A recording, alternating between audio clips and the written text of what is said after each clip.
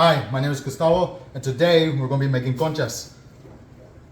Before we begin, we'll be needing the following ingredients. We'll need 3/4 teaspoons of salt, 4 cups of sifted flour, half a cup of granulated sugar, 1.5 teaspoons of yeast, 3/4 cups of warm milk, half a tablespoon of cinnamon, 2 eggs and 1 yolk, room temperature, 1 stick of butter, room temperature, and 2 teaspoons of vanilla.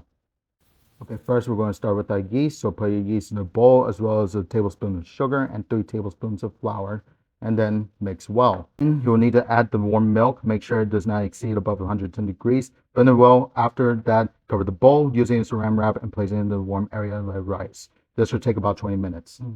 After that is done, pour your remaining flour on the countertop, then take a bowl and use it to create a dip in the middle of the flour, like a volcano. Then put the remaining sugar, salt, and cinnamon all around the flour. Once that's done, put in your yeast, your eggs, and your vanilla extract into the mix and start mixing well. Once it is mixed well, start adding in your dry ingredients. This is where you want to begin to start kneading the dough. As soon as you do that, you want to add in the pieces of butter so that it mixes well. You want to continue kneading in your dough until it is no longer sticky to your hands or to the countertop. You know it is done when it stops doing that. Once that is finished, butter up a bowl and then roll your dough into a ball. Once you do that, place it in the bowl and then put saran wrap over it as well as a kitchen towel and then place it in a warm area until an hour 30 minutes. After that, you want to start making your toppings as you wait. First, begin by pouring your sugar and flour together in the bowl and mixing well. Then, after that, start putting in your Crisco. Do what I'm doing so you make less of a mess. Mix the Crisco in until it feels like wet sand. After that, add in your vanilla extract and work it in. This is the part where you could decide whether or not you want to add in more flavor, as I'm doing here, as I decided to add in cocoa powder to involve chocolate into the toppings as well. Rub it in well, and then place your 2 toppings in bags and put them in the refrigerator to set in. Don't do what I did and put it in bowls, or otherwise you're going to make them hard. Once the hour and 30 minutes are up, take out your bowl and your dough should look like this.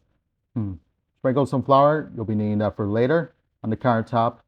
Then take out your dough from the bowl and lay it down on the countertop. From here, gently take out any air pockets from it so that there's no issues when you start actually baking the bread.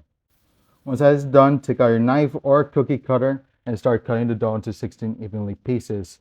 If they seem a little uneven, take some dough from the bigger balls and then add them into the smaller ones. That way there is no complications. Then you want to start rolling your dough into miniature balls. And after that, start placing them on your buttered up cooking sheets. When placing them, press the sides of the dough so that they don't move anywhere. And because of the fact it's going to take too long, I'm going to show you something. Magic of editing. Okay, after this, begin by taking out your toppings from your refrigerator and rolling them out.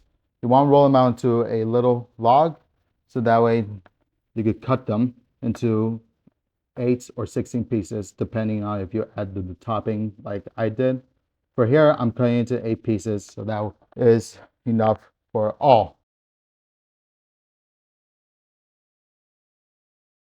Once you roll it in balls, I suggest using a tortilla maker when doing this part so that you get the circular shape that matches the dough shape, as shown right here. Then take it out and place it on top of your dough directly in the center so that they don't uneven matches. Right here, you can make any design you want. Because of the fact I don't really have any special designs, I'm using a butter knife to cut in some designs. After you're done placing on the 16 pieces, place your trays back into the warm area you've been using. For me, I've been using my oven this entire time. And when you're done, it should look something like this. Preheat your oven to 325 degrees.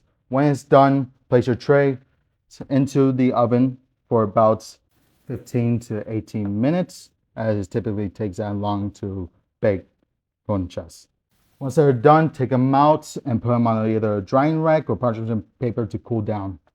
And lastly, enjoy. Thanks for watching.